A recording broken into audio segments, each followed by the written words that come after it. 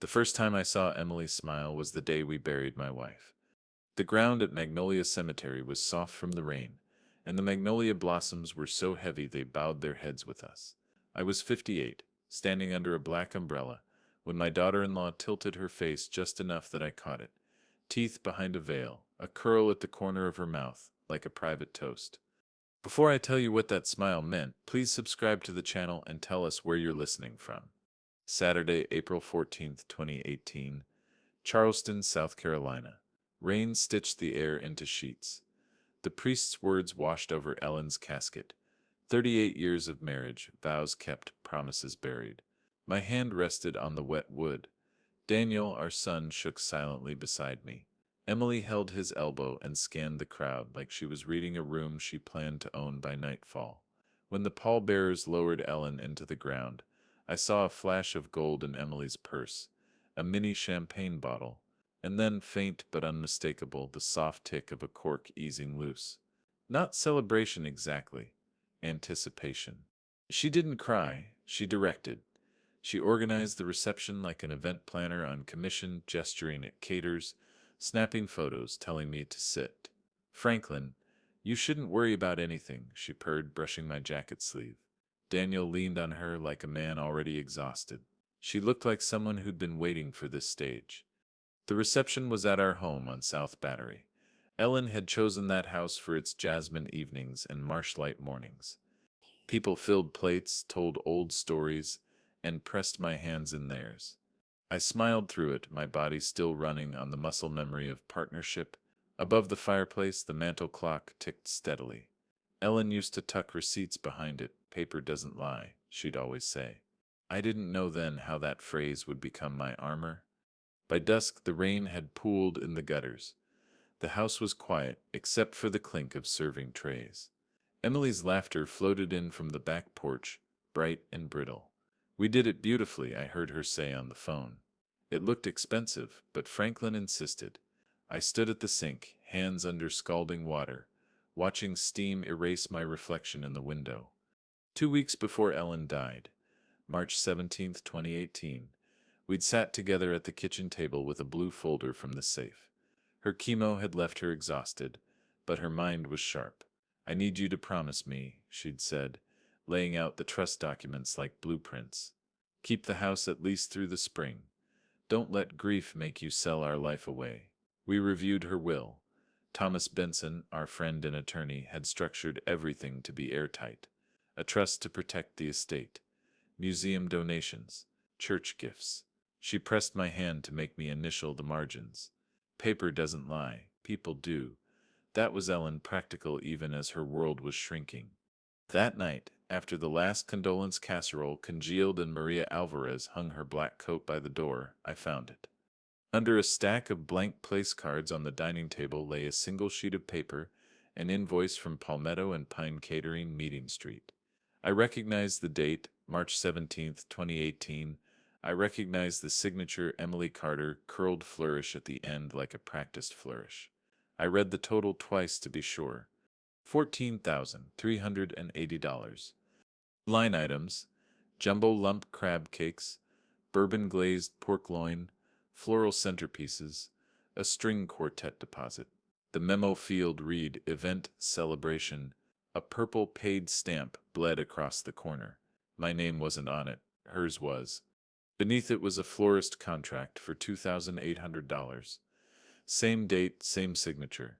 It looked less like funeral prep and more like someone's launch party. I held the papers up to the light and pictured her standing at a counter, signing with that smile. I didn't confront her.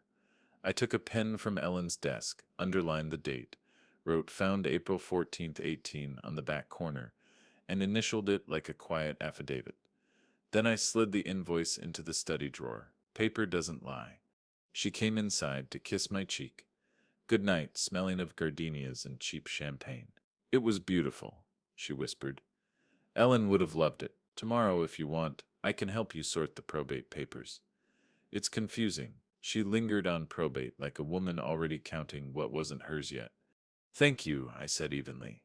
Daniel appeared on the stairs, eyes tired. Dad, you okay? I wasn't set. He saw his grieving father, not the man whose set just found a $14,000 clue in plain sight. "And it will be okay. Go rest," I told him. He hesitated. "Emily's set's just trying to help. She likes control, in a good way." "In a good way," I echoed. After they went upstairs, the house settled into that funeral quiet, air conditioner hum, rain tapping windows, clock ticking in the corner. I opened the safe in Ellen's study. The blue folder was inside, steady as ever. I checked the dial, reset the combination to a number only I knew. I was still grieving, but instinct had shifted. I poured a cup of coffee I didn't set need and sat at the kitchen table with a yellow legal pad. At the top I wrote, April 14th, funeral. Underneath, found invoice, Palmetto and Pine, $14,380. Emily's signature, dated March 17th, 18. I added the florist deposit and circled one word, celebration. I looked at the mantel clock. Its tick sounded slower now, deliberate, like someone marking evidence. I sealed the invoice in an envelope and tucked it behind the clock where Ellen used to keep her proof of ordinary life. Outside, the Charleston rain grew steadier, the kind that lingers. Tomorrow there'd be bank calls and legal forms and sweet questions from Emily wrapped in honey. But right then, alone in that quiet kitchen, I wrote the date again on the back of the invoice and pressed the pen down hard. A smile had become a clue. Grief changes a house. First it echoes, then it rearranges itself around whoever's left. By summer 2018, Ellen's absence had soaked into the walls of our Charleston home like humidity. The rooms felt too wide, the mornings too long, but silence wasn't the only thing that moved in. Emily did too, softly, politely, like a cat that chooses a chair and then never leaves it. She started with help. "Franklin, you shouldn't worry about these things," she'd say in that careful, sugary voice. She opened drawers Ellen had closed, stacked papers in neat but wrong piles, and rearranged the sitting room for better light. At first I let her. Grief makes you tolerate intrusions you'd normally swat away. But Emily didn't help. She colonized. She started spending weekday afternoons at the house.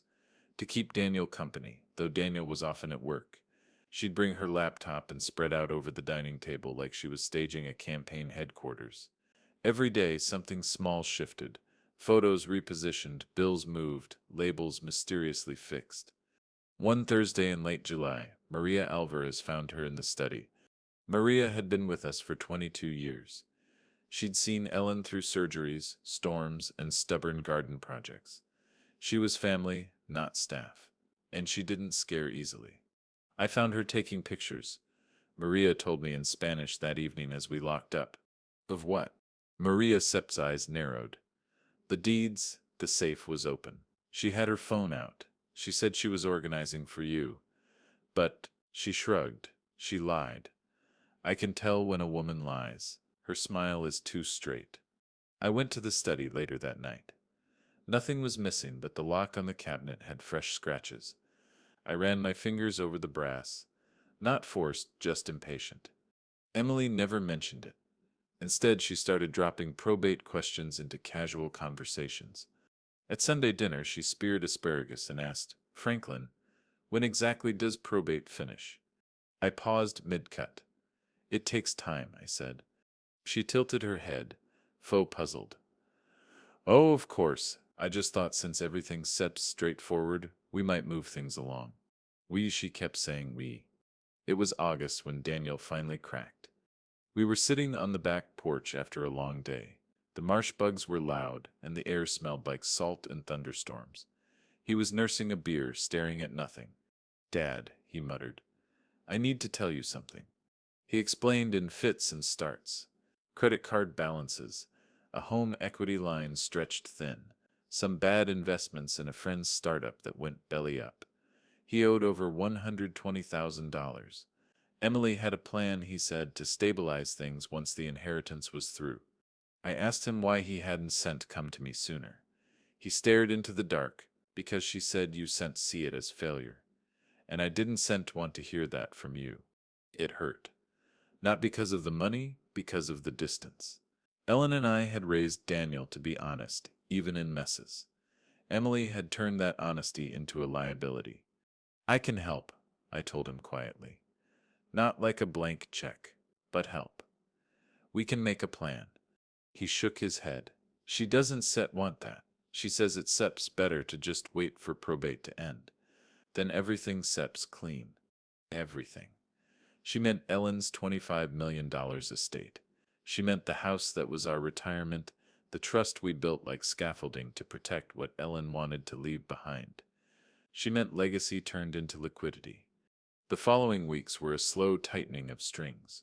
Emily began to supervise repairs on the house, approving contractors I hadn't set called. She intercepted mail. She started referring to rooms as theirs. One afternoon in September, I found her in Ellen's study again, this time casually flipping through the blue folder. Emily, I said too evenly. She jumped slightly. Oh, I was just looking for the insurance policy. Daniel mentioned. You don't need to look here, I interrupted. For a moment, her mask slipped. Just a second. A flash of irritation so clean it chilled the air. Then the smile snapped back on. Of course. Just trying to help, Franklin. She backed out of the room slowly, like a realtor retreating from a negotiation she hadn't won yet. That night, I walked the house after everyone was asleep. The study door was the last thing I checked. I turned the brass key, heard the solid click, and slipped it into my pocket. Locking the study wasn't just about documents. It was a line in the sand. The silence of the house had changed. It wasn't mourning anymore. It was waiting. The kind of silence before a courtroom door opens or a safe clicks shut. By Thanksgiving, the invitations were Emily's idea. She wanted everyone over. She insisted we host it in the grand dining room, not the smaller one Ellen preferred. It'll look more formal, she said, her eyes bright with performance. That night, the house was warm with guests, wine, and the scent of roasted turkey. Emily stood at the head of the table like a hostess auditioning for a society column. I watched her as I carved the bird, her gaze sweeping the silver, the portraits, the house itself. Halfway through dinner, over the clinking of glasses, she turned to me with that same funeral smile. So, Franklin, she said, voice carrying over the table. Any updates on probate? Everyone sips curious. The chatter dimmed just enough for the question to hang. I saw Daniel flinch. Probate takes time, I replied evenly, slicing through the turkey breast. Ellen built things carefully. We follow her lead. She held my gaze a second longer than was polite, and then she laughed lightly, brushing it off, changing the subject. But the smile stayed. I excused myself early that night and walked to the study. The door was locked, the papers were safe, but the game had shifted. She wasn't grieving. She was maneuvering, and I had just drawn the first quiet boundary. By January 2019, the house wasn't just quiet, it was listening. Grief had settled into my bones like winter fog, but suspicion had started to sharpen everything. Emily's Thanksgiving performance still echoed in my head, that polished smile cutting through the candlelight like a blade.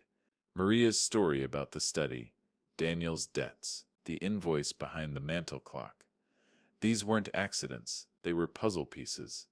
And architects know puzzles. I didn't starve. I started with Benson. Thomas Benson had been my friend since Clemson Law School for him, architecture for me. We'd built our lives in parallel, marriages, kids, houses, holiday dinners. When Ellen got sick, he didn't just write the will, he structured the trust so airtight that even probate delays couldn't shake it. If there was one man I could trust with the beginnings of a suspicion this serious, it was him. We met at a quiet cafe off East Bay Street on a gray Friday morning, January 18th, 2019. Charleston winter rains were drumming on the awning. Benson wore his usual tan overcoat and carried the leather briefcase I'd seen him take into court dozens of times. "You stir not imagining it," he said after I laid out the catering invoice, the Thanksgiving stunt, and the study incidents. He tapped the invoice with his index finger. "Paper doesn't lie, Franklin. If she seps moving like this already, something seps coming." "I can accuse without proof," I said. "And you won, Stuart," he replied calmly. "You still build a paper trail, quietly. Let her think she still's clever. People who forge always think they stilled the smartest in the room, that arrogance is the rope they hang themselves with. That was Benson Sepp's genius. Cold clarity. He slid me a card. Shelley Ward, P.I. Smart, discreet. Not cheap, but if something seps off, she seps'll find it. I called Shelley that afternoon. She met me 2 days later at the same cafe. She was in her 40s, sharp brown eyes, leather jacket, hair pulled back like someone who never wasted time. She ordered black coffee and didn't touch it until I finished explaining everything. When I mentioned Emily photographing deeds, Shelley leaned forward. That SIP's not curiosity. That SIP's positioning. I SIPs start with property records, notaries, and realtor networks. If she SIP's planning something, she SIP's left breadcrumbs. How long? I asked. Give me a few months, she said. Quiet investigations take patience. You want the truth to walk into court and sit down beside you, not explode in the driveway. I liked her immediately. February blurred into March. Emily's visits to the house became routine again, afternoons with her laptop, new contractors dropping by, and increasingly confident questions about probate timelines. She'd stopped pretending to ask Daniel's permission.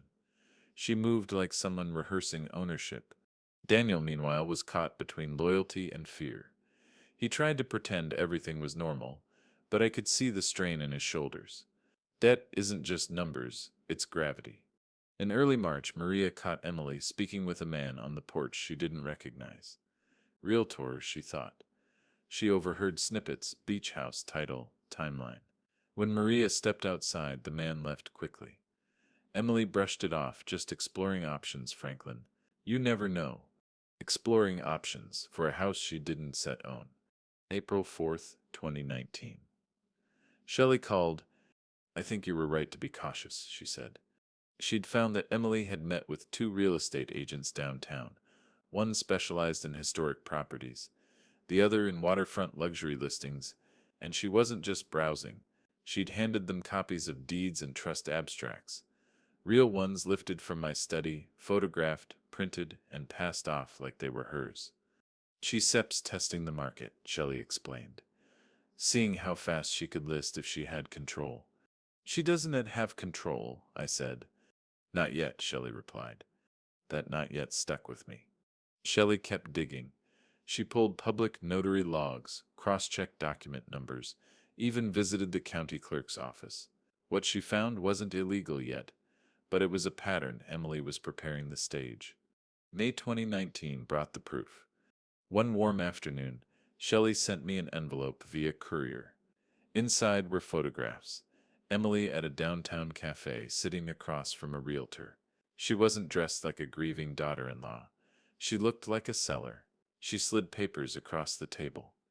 The realtor nodded. The timestamp was May 16th, 2:42 p.m. Shelley included copies of the realtor SEP's follow-up emails. She SEP's pulled them using the legal pretext through a friendly contact. Once title transfers, we can list immediately. The market for Charleston waterfront is hot. Timing is everything. I stared at that line for a long time. Title transfers. Timing is everything. Elenasta's words echoed. Paper doesn't scent lie. I called Benson that evening from my study. Rain was tapping the window, same as the day of the funeral. She SEP's maneuvering, I told him. Then so do we, he said simply. Over the summer, Shelley's reports grew thicker. She documented every meeting, every email, every realtor conversation. She'd even managed to photograph Emily meeting with a notary downtown in late July. Nothing was filed yet, but the intent was clear. Emily wasn't waiting for inheritance. She was laying the groundwork to take it. And Daniel, he wasn't resisting. He was drowning. She was the hand on his back, pushing him toward decisions he didn't fully understand. I watched this unfold from the quiet of my locked study, legal pad filling with dates, amounts, and names. Architect's plan in layers, foundation, framing, wiring, finishes. I was building something similar now, not a house, but a case. By September 2019, nearly a year and a half after Ellen's funeral, I had what I needed to move from suspicion to strategy. Emily thought she was playing chess in a room full of pawns. She didn't realize I'd been studying the board since the day she smiled at the grave. She wasn't grieving, she was maneuvering, and now so was I. By late 2019, Charleston's heat had started to break. The marsh turned gold in the afternoons and tourists thinned out along the Battery. I'd spent nearly a year quietly watching Emily maneuver, collecting evidence, dates, realtor meetings, photographs, her not yet plans taking shape. What she didn't know was that while she schemed in daylight, I was building something colder, slower, and far deadlier than confrontation. Shelley called me the second week of October. "You're going to want to see this in person," she said. We met at Benson's office downtown, an old brick building that smelled like legal paper and polished wood. Thomas Benson had cleared the conference room. The table was laid out like a chessboard, documents, photos, Shelley's reports, and one thing sitting at the center like a snake coiled on paper, a notarized power of attorney. Except Ellen never signed this one. At the top, in clean legalese, it named Daniel Carter as successor agent for the Sullivan's Island Beach House. The house Ellen and I bought in 1992 for $210,000, now worth close to $4.5 million. Below that, a renovation proposal $280,000 for equity enhancement, supposedly to fund upgrades prior to a quick sale. And at the bottom, Ellen Sipp's signature, except it wasn't set. Shelley had obtained the document from a bank's conditional review file. Emily and Daniel had submitted it along with the renovation quote to apply for an equity draw against the house. But the bank flagged it. The notary's stamp was genuine, but the notary herself, an older woman who worked part-time for a downtown real estate law firm, had filed an internal discrepancy note. Client was not present for signing. Third party submitted paperwork, conditional review pending. Shelley laid out photographs of the notary's logbook, where Emily's handwriting appeared under representative. She'd even managed to get a copy of the bank's review letter dated September 28, 2019, marked pending verification. Benson leaned back in his chair, fingers steepled. "She forged Ellen's signature," he said quietly. "Or had someone do it," Shelley added. "But yes, that Sips what this is." I stared at the paper for a long time. It was Ellen's name, but not her hand. A mimicry. A theft on ink. "They tried to use this to draw equity?" I asked. Shelley nodded. Daniel signed as agent. Emily coordinated contractors. They were counting on the bank SIP's renovation program to fund the draw quickly, then transfer title under the guise of estate streamlining. "They wanted cash before probate was even done," Benson said. "She SIP's not just greedy, Franklin. She SIP's reckless. This could have blown everything open months ago if the bank hadn't caught the notary issue." "She thinks she's smarter than everyone in the room," I said softly. Benson Sepsid's eyes sharpened. "Then let Sepsids make sure the room is a courtroom." We spent the next weeks turning forged ambition into legal ammunition. Benson quietly filed for an injunction, not to accuse Emily outright, but to freeze any equity draw or transfer attempt pending probate completion. It was a surgical strike designed to trap her without tipping her off too soon. Shelley tightened surveillance. She began shadowing Emily's downtown meetings more closely, snapping photos from across cafes, cataloging realtor contacts. Emily met with 2 contractors in mid-November, discussing renovation schedules. She didn't know Shelley was sitting 3 tables away pretending to read a magazine. Meanwhile, Daniel grew distant. He didn't know I had the forged POA. He just knew Emily's plans were moving forward, as she called them. Debt had turned him into someone who mistook momentum for salvation. December rolled in with wet, cold, and Christmas lights. Our family Christmas dinners had always been Ellen's masterpiece. Soft lights, real candles, pecan pie, carols echoing down the hallway. This year the house felt staged. Emily had taken over decorating. The garlands were flawless.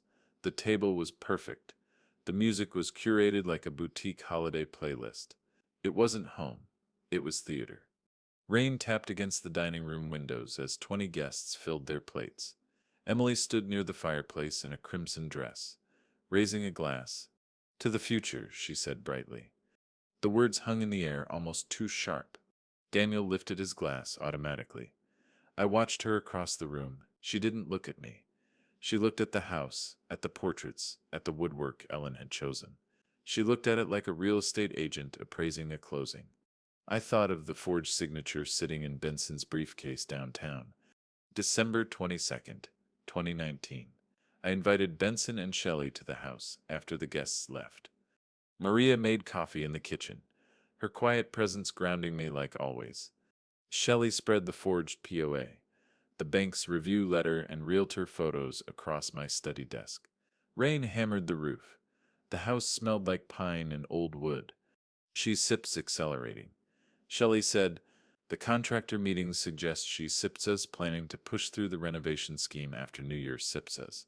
Once probate clears any preliminary hurdles, she SIPS'll try again." She won't sit get that far, Benson replied. We discussed strategy until past midnight. Benson would continue legal filings carefully. Shelley would document everything for court.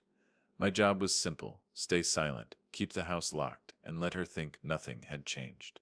I reset the safe combination again that night, moved the blue folder to a new location, changed the study door lock a second time. Franklin Carter wasn't just a grieving widower anymore. I was an architect laying the foundation of a courtroom ambush. Christmas night was the last time Emily would underestimate me. As the last guest left, she lingered in the foyer, champagne glass in hand. "You know," she said softly, "Ellen would be proud of how we stir handling things. We stir moving forward, Franklin. That sep's what she stirred to want." There it was again. We. I met her gaze. Steady. Ellen was very clear about what she wanted. She smiled that smile. The funeral smile. The Thanksgiving smile. She thought she was racing ahead. She didn't realize she was stepping deeper into the net I'd been weaving since the day she forged Ellen's hand. The pandemic slowed everything except Emily. By the summer of 2020, Charleston's streets were quiet. Shops shuttered, court schedules tangled, probate timelines stretched like rubber bands ready to snap. But inside my house, behind locked doors and reset combinations, something else was tightening. Emily's impatience. The injunction Benson filed had frozen her renovation equity scheme. The bank flagged the forged POA. They weren't moving a dime without probate clearance. But Emily wasn't the type to accept delays. She shifted gears, working the shadows, calls behind closed doors, meetings at odd hours, whispered plans. She thought I was retreating. In truth, I was listening. It was July 8th, 2020. Humid and dark, the kind of Charleston night when the air sits heavy like wet wool. I was upstairs reading through Shelley's latest report when I heard the landline ring in the hallway. No one used the landline anymore except telemarketers, and occasionally contractors tied to Ellen's old accounts. Emily answered downstairs. Her voice was muffled but clear enough. I lifted the receiver quietly from the extension in my study. "Once it sits in our name, we'd sell fast," she whispered. "The market sets still hot, even with the delays. Benson sets filings just slowed us down. They didn't set stop anything." My thumb froze on the cradle. A man sit's voice replied, low, cautious. "Emily, forgery is serious. If Franklin pushes, he won stut." She cut him off sharply. "He sets sentimental, not strategic. He sets grieving. By the time he notices, it's still be done." She was wrong about that. South Carolina law allows one-party consent recordings. I pressed the small button on the old Panasonic extension, and the tape wheels began to turn with a soft, deliberate whir. I didn't breathe. "He sits in that house alone," Emily continued. "Daniel just needs to follow the plan. Once probate closes, everything falls into place." I clicked the receiver down silently when the call ended. The tape was clear. Her voice was sharp, confident, damning. That night, I labeled the cassette in neat architect Seth's handwriting. July 8th, 2020. Emily recorded call. "Once it sets in our name." Then I locked it in the safe. Paper doesn't lie, neither do tapes. Shelley was ecstatic when she heard the recording a few days later. We met on the porch, both masked, coffee between us. "This is gold," she said. She incriminated herself without pressure. "You keep building this trail, Franklin, and by the time we separ in court," she wanted to have anywhere to run. Benson agreed. This tape corroborates intent, he said over the phone. Couple it with the forged POA, bank letter, and realtor meetings, and the judge will see the pattern. Pattern, that was the word. She'd left a breadcrumb trail. I'd just been patient enough to follow it. August brought heat waves and more whispers. Shelley's PI work shifted from gathering to monitoring. Emily had grown more careful about paper, but she couldn't help herself in conversation. Daniel began cracking under the pressure. His debts had deepened during the pandemic. His startup investments had collapsed entirely. He oscillated between guilt and denial, his shoulders permanently hunched. One evening, I found him sitting on the porch steps, head in hands. "Dad," he said, voice raw. "She says you said you're trying to block what Mom wanted." I froze. What Mom wanted? "She says you're dragging probate out, locking everything down so she and I don't get what sets ours." He looked up at me, eyes bloodshot. "She says Mom wanted us to have the house, the money, everything, so we can build a future." That was the moment I saw it. Emily wasn't just manipulating money. She was rewriting Ellen's memory to fit her scheme.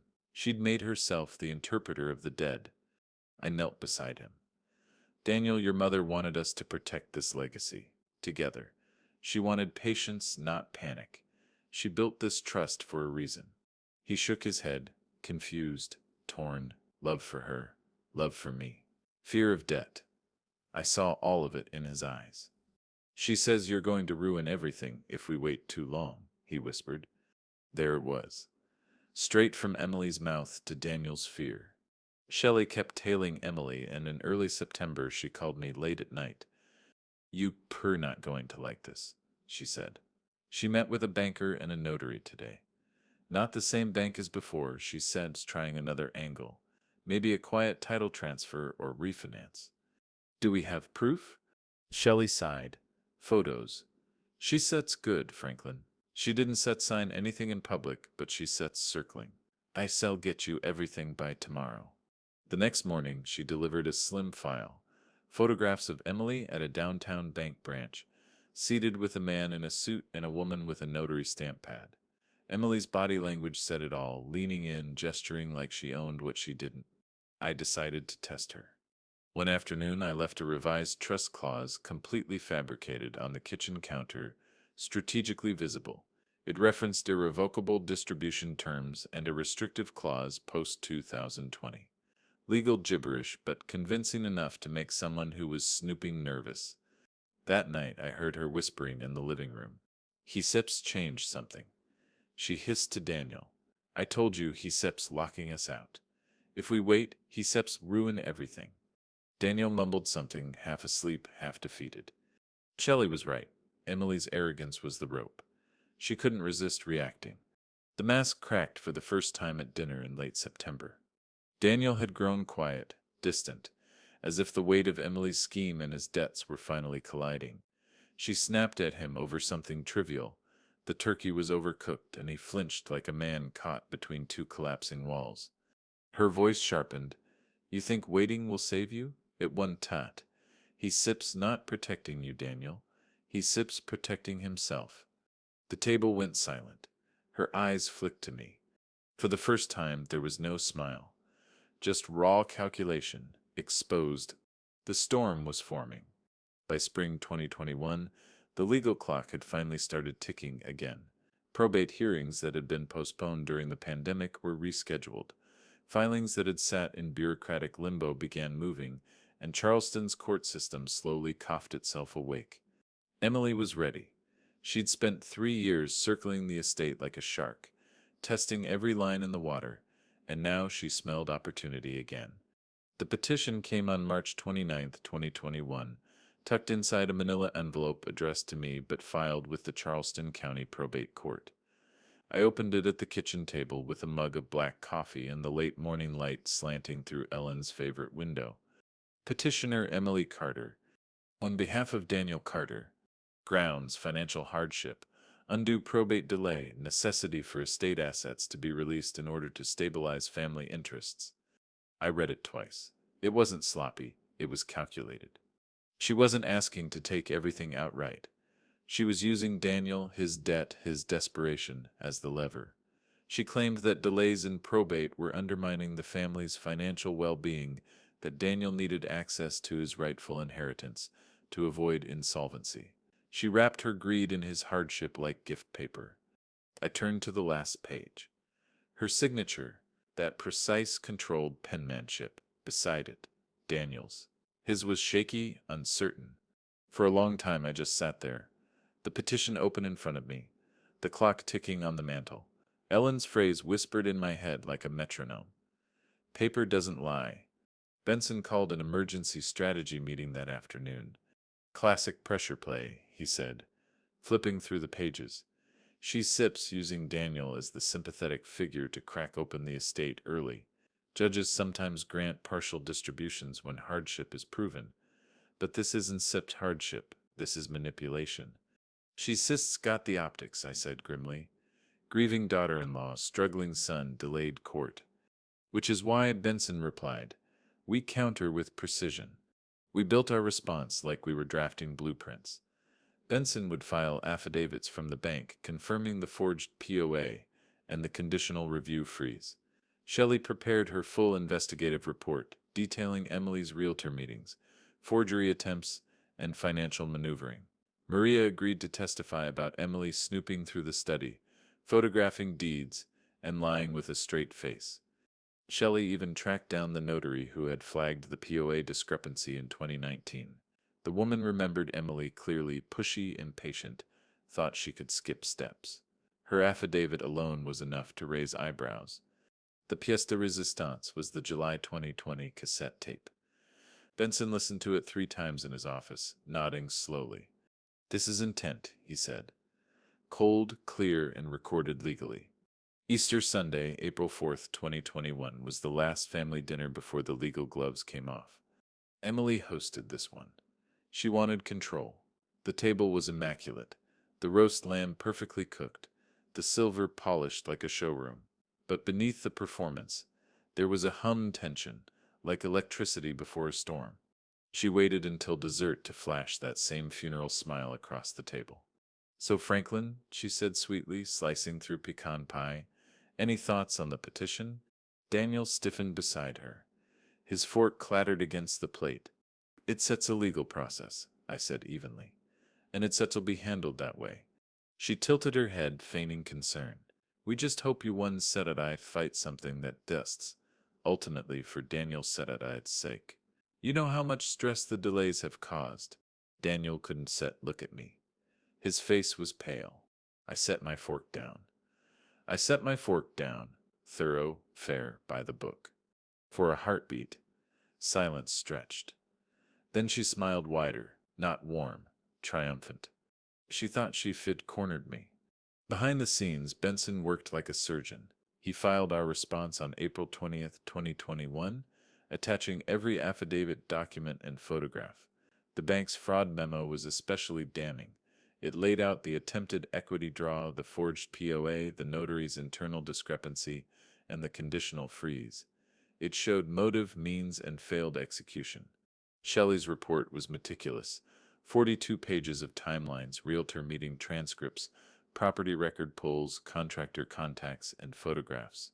Maria's testimony added the human layer, the housekeeper who'd seen everything, from Emily's early intrusions to her late-night lies. The judge scheduled the hearing for October 5th, 2021. The probate backlog was still severe, but Benson insisted on that date. It gives us time, he told me, and it gives her enough rope to keep acting like she sips already won. I circled the date on my study calendar in black ink. One clean stroke. The summer of 2021 was quiet on the surface. Emily believed her petition had momentum. Daniel withdrew into himself, avoiding me, avoiding real conversations. Shelley monitored Emily's movements. Benson fine-tuned legal arguments. And I waited. It wasn't easy. Every instinct in me wanted to confront her across the dinner table, to shove the forged POA and the tape in her face, to tell Daniel everything at once. But revenge, real revenge, not messy emotion, requires patience and timing. Architects don't rush the foundation. I spent evenings on the porch, listening to the marsh and watching the sunset the way Ellen and I used to. That view grounded me, reminded me why I was fighting this fight. The house wasn't just property, it was Ellen's retirement, our shared legacy, the life we built over decades. Emily wanted to turn it into liquidity. I wanted to protect it like she asked me to. Easter had shown me one thing. Emily still underestimated me. She thought my silence was weakness. She mistook patience for surrender. But October was coming, and she had no idea what was waiting for her inside that courtroom. October 5th, 2021. Charleston Probate Court. 84 Broad Street, a building that smells like polished oak, old paper, and the quiet weight of families tearing themselves apart under the veneer of civility.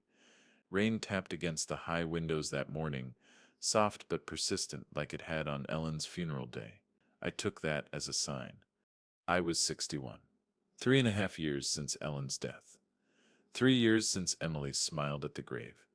And this was the day the smile would break. Benson and I arrived early. He carried 2 leather briefcases, both heavy. One held the standard probate response materials, wills, trust copies, affidavits. The other contained the evidence trail I'd been building for 3 years. Invoices, forged documents, Shelley's photographs, Maria's testimony transcripts, bank memos, the cassette tape. It wasn't just paperwork, it was a trap, coiled and waiting. The courtroom was small, paneled in dark wood, with a long bench for the judge and oak pews for attendees. The air smelled faintly of rain and sanitizer. Probate hearings don't usually draw crowds, but a few Charleston society onlookers had trickled in. They love a scandal dressed in legal clothing. Emily walked in 10 minutes before the session. White suit, pearl earrings, hair pinned in an immaculate twist. She didn't look like a grieving widow's daughter-in-law. She looked like a bride walking into a ceremony she believed she'd orchestrated. Daniel followed 2 steps behind, pale and stiff, his tie slightly askew. He looked like a man walking into a storm he'd helped create but no longer controlled. Emily glanced at me as she took her seat across the aisle. The corners of her mouth lifted just barely, that same controlled, triumphant smile she'd worn at Ellen's grave, at Thanksgiving, at Easter dinner. She thought this was her day. She had no idea. Judge Harrington presided, a tall man in his late 60s, sharp blue eyes, known for his disdain for sloppy paperwork. He adjusted his glasses, looked over the docket, and nodded to the clerk. Carter estate petition for early distribution, the clerk announced. Emily's attorney began with a polished speech. He emphasized undue delays, family hardship, and the petitioner's good faith desire to stabilize financial matters. He gestured toward Daniel like a man pointing at Exhibit A, the sympathetic son. Daniel shifted uncomfortably. He wasn't a villain, he was a pawn. Emily sat straight, hands folded, eyes flicking occasionally toward me. She wasn't nervous. She thought this was a formality. Then Benson stood. He didn't rush. He didn't posture. He laid out our objection like an architect laying the foundation of a cathedral. Methodical, deliberate, every line precise. Your Honor, he began, this is not a case of probate delay causing hardship. This is a case of calculated manipulation of estate assets, including attempted forgery, fraudulent filings, and premeditated efforts to liquidate property before lawful distribution. That got the judge's attention. Benson started with the forged power of attorney. He projected a copy onto the courtroom screen, the notary stamp clearly visible. This document was submitted to Palmetto First Bank in September 2019 in an attempt to draw $280,000 in renovation equity from the Sullivan's Island property, he explained. The notary's internal memo flagged the signature as suspicious, as the principal, Ellen Carter, was deceased at the time the document was presented. The application was frozen under conditional review. He then presented the notary's affidavit, dated August 2021, confirming Emily's presence and pushy behavior during submission. The judge leaned forward, lips pressed into a thin line. Emily's lawyer objected weakly, citing irrelevant history. The judge overruled him immediately. Next came Shelley Sepst's investigation. Benson called her to the stand. Shelley was calm, professional, and devastating. She walked the court through realtor meetings, property records, notary logs, and photographs, step by step, brick by brick. May 16th, 2019, she said, pointing to a photograph of Emily sliding documents across a cafe table to a realtor. Time stamped at 2:42 p.m. She represented herself as having control of the property. The realtor later confirmed she intended to list it as soon as title transferred. Emily stared straight ahead, jaw tight. Then came the recording. Benson held up the cassette like a relic. Your Honor, this recording was made legally on July 8, 2020 under South Carolina SEP's one-party consent law. The judge nodded. The bailiff rolled in a small player. Benson pressed play. Emily Sepp's voice filled the courtroom, clear and sharp. Once it tets in our name, we set sail fast. Benson Sett's filings just slowed us down. They didn't set stop anything.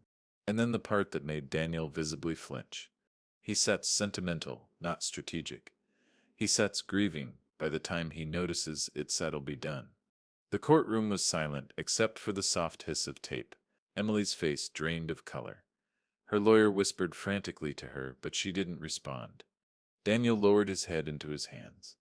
Maria was next. She testified softly, but her words carried weight. She described Emily photographing deeds, snooping through the study, lying with a perfectly straight face.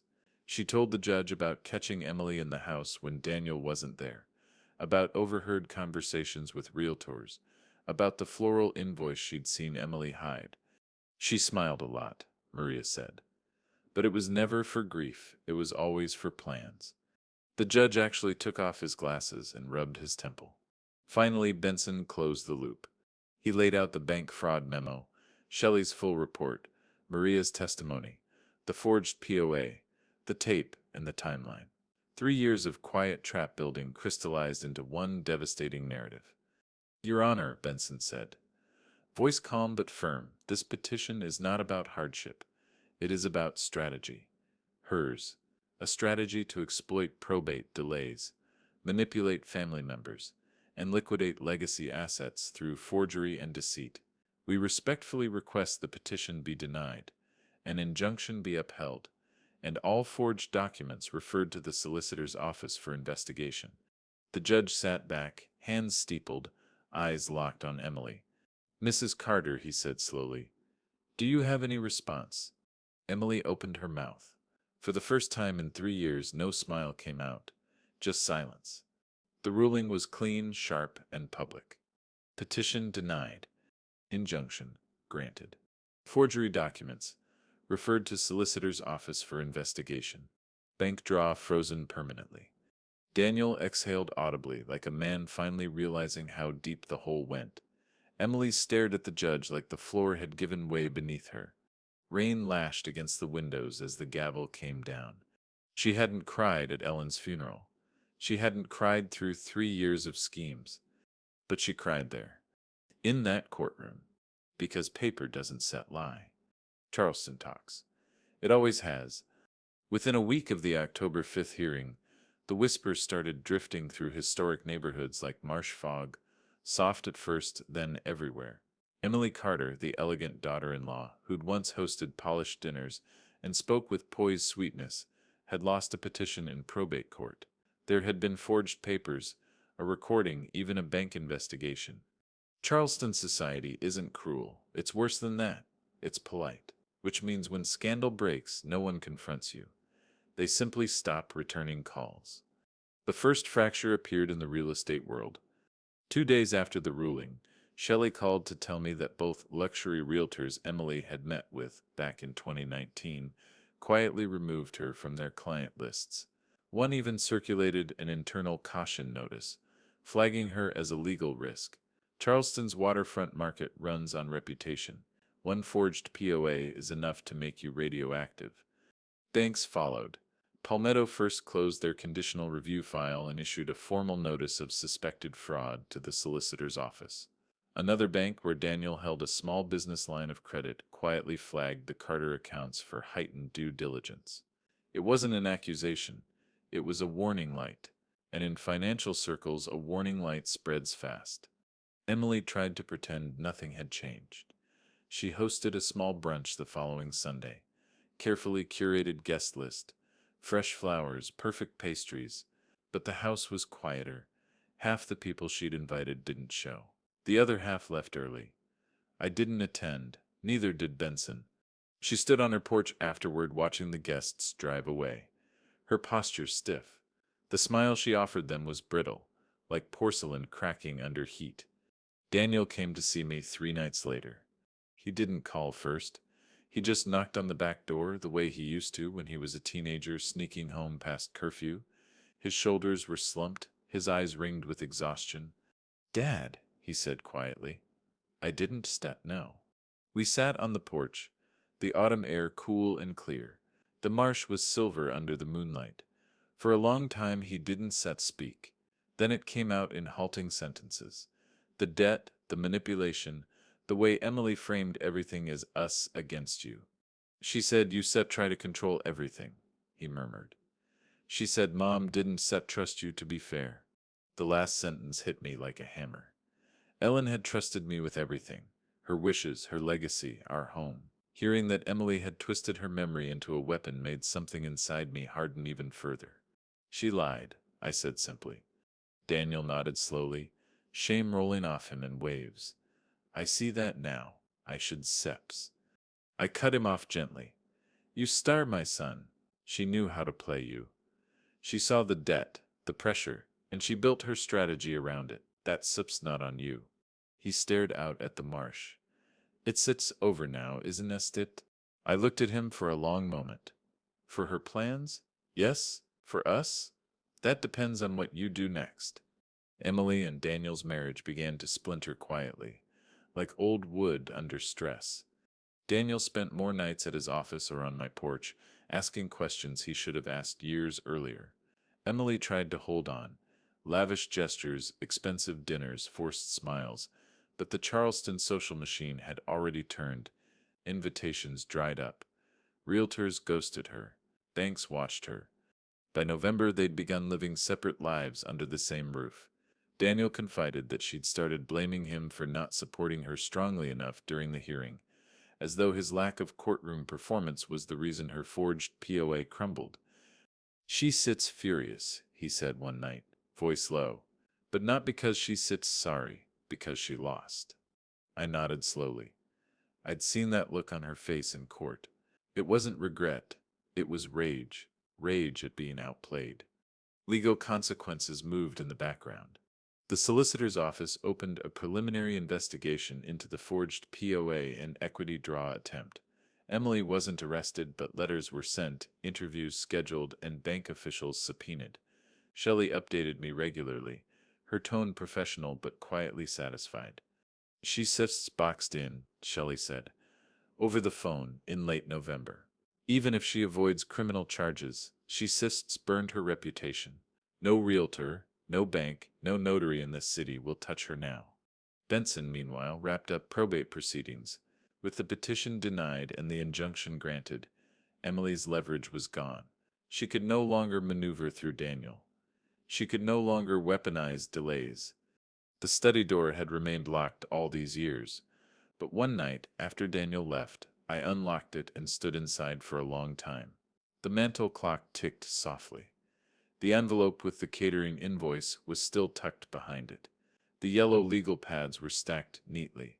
Every page, every note, every receipt was part of the invisible wall I'd built between Ellen's legacy and Emily's greed. I thought about Ellen, about how she'd chosen every brick of this house with care, how she'd told me over coffee one quiet March morning that protecting the legacy wasn't about money, it was about respect. That night, I changed the study lock again. For the last time. Not out of fear, but as closure. Winter settled over Charleston like a heavy quilt, quiet, cool, deliberate. The marsh turned silver in the early mornings, and the house exhaled after years of tension. For the first time since Ellen's death, I could walk through the halls without bracing myself for some new maneuver, some subtle intrusion. The legal storm had passed. The social storm had swept through. All that remained was the paperwork, the slow, deliberate process of turning 3 years of defense into a finished chapter. Benson came by on December 14th, 2021. The sky was pale blue, the kind that makes the old oak trees look skeletal against the horizon. He carried a single thick packet under his arm and wore the faint smile of a man who's finally completed a very long piece of work. We sat in the study, just like we had the day I showed him the catering invoice 3 years earlier. The mantel clock ticked steadily between us. He slid the packet across the desk. "It sets done, Franklin," he said. "Ironclad." I flipped through the pages. Final probate judgment.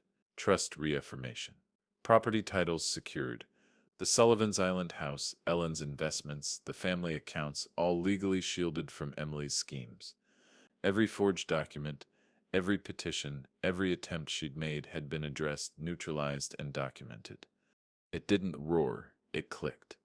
Like a safe shutting. After Benson left, I stood in front of the mantel for a long time. The clock had belonged to Ellen Sepp's grandmother. She used to tuck receipts behind it, tiny folded notes from decades past, careful records of everything from grocery trips to home repairs. She Sepp's joke that paper was her insurance against forgetfulness. She's dead been right. That invoice I found the night of her funeral had started this entire chain of events. $14,380 for catering, dated 2 weeks before her death. Emily's signature at the bottom. A single piece of paper that didn't lie.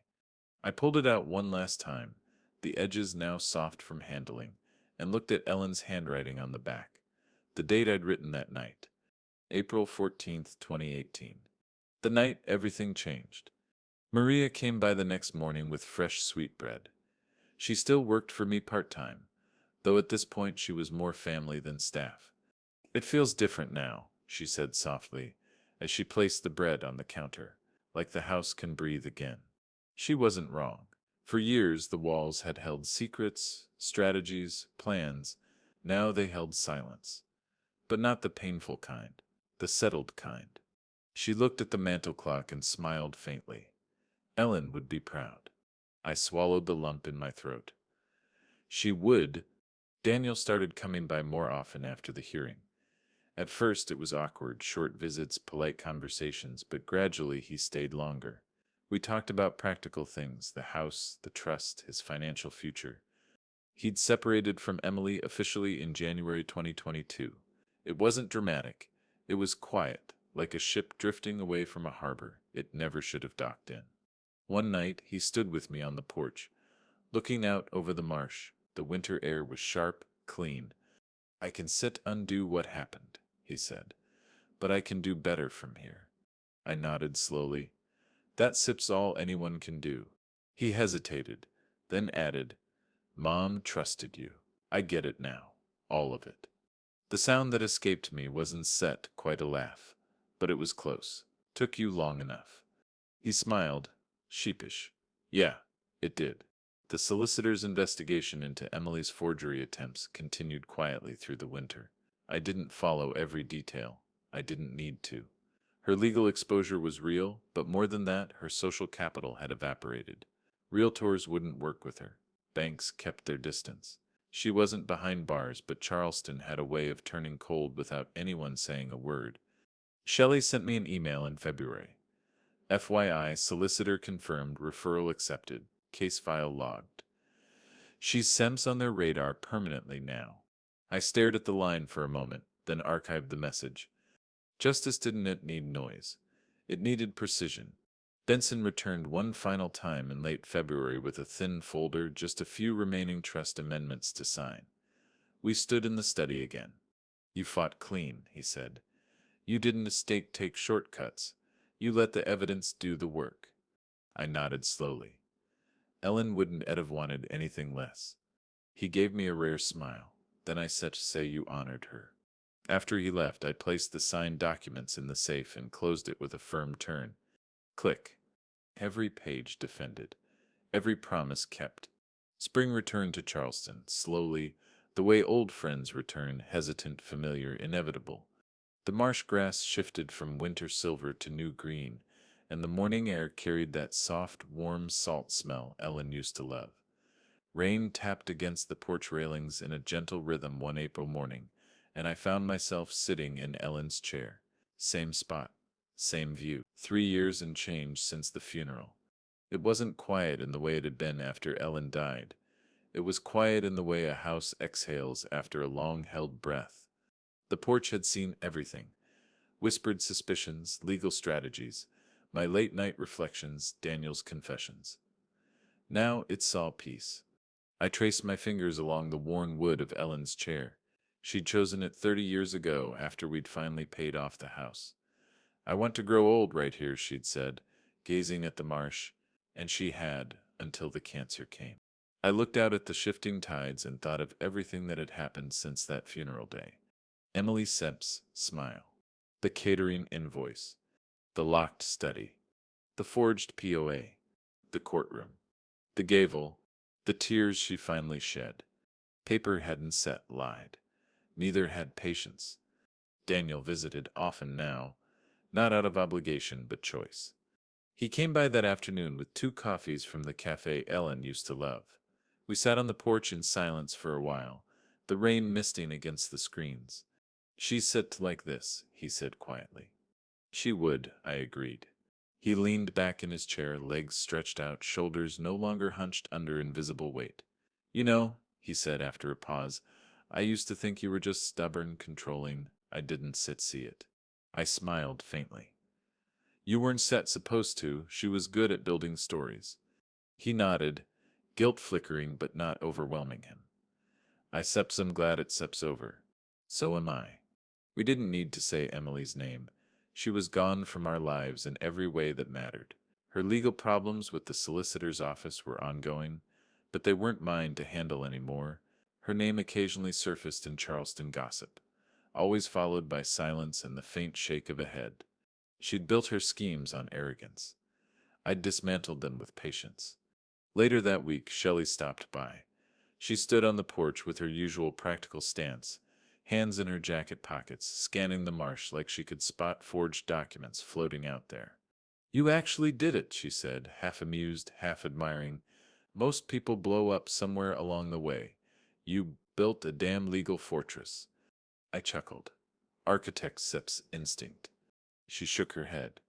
"I shall be telling this story for years, the widower who turned probate into a chess match."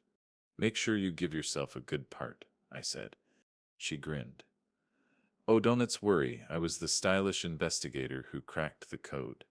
When she left, she squeezed my shoulder lightly. "Ellen would have been proud, Franklin." That line never failed to hit me. Maria baked lemon cake for Easter. She insisted on bringing it over just like old times.